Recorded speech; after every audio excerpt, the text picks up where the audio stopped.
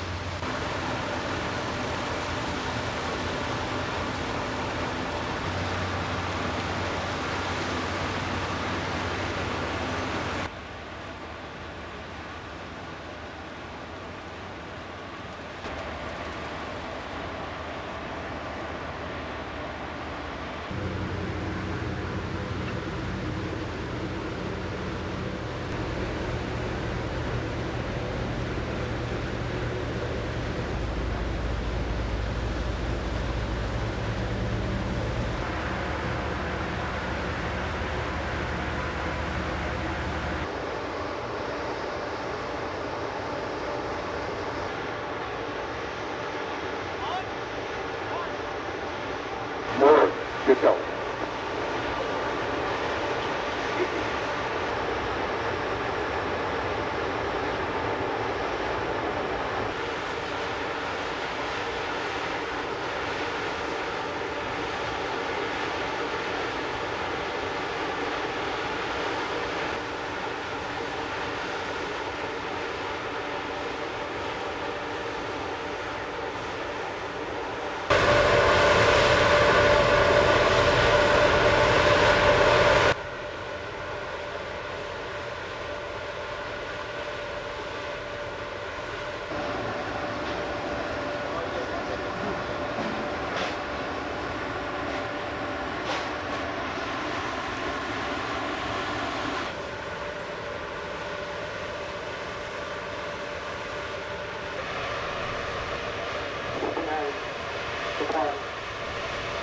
ចំពោះកិច្ចសហប្រតិបត្តិការរវាងកងទ័ពជើងទឹកកម្ពុជារវាងកងទ័ពអាមេរិក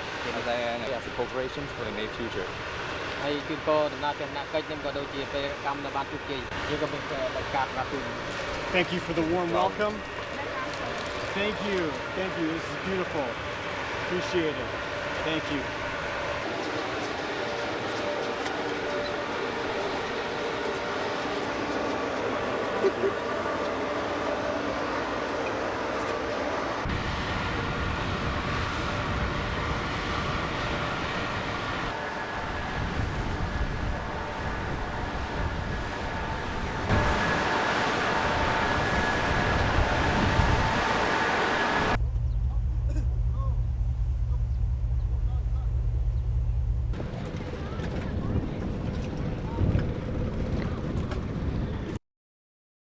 And it is our privilege and our honor to be here as the first U.S. naval vessel to moor pierside at Ream Naval Base. And we hope this is the beginning of a long-standing tradition and friendship. And we look forward to working with you over the next 5 days to continue our great friendship and partnership. ពីមុនមកគឺពិតណាស់ដែលមិនអនុញ្ញាតឲ្យចូលចតនៅទីនេះបានដោយសារទី1មូលដ្ឋានយើងរៀមយើងនេះមានផែតែមួយទេផែចាស់សល់ពីជំនាន់អាមេរិកមកហើយ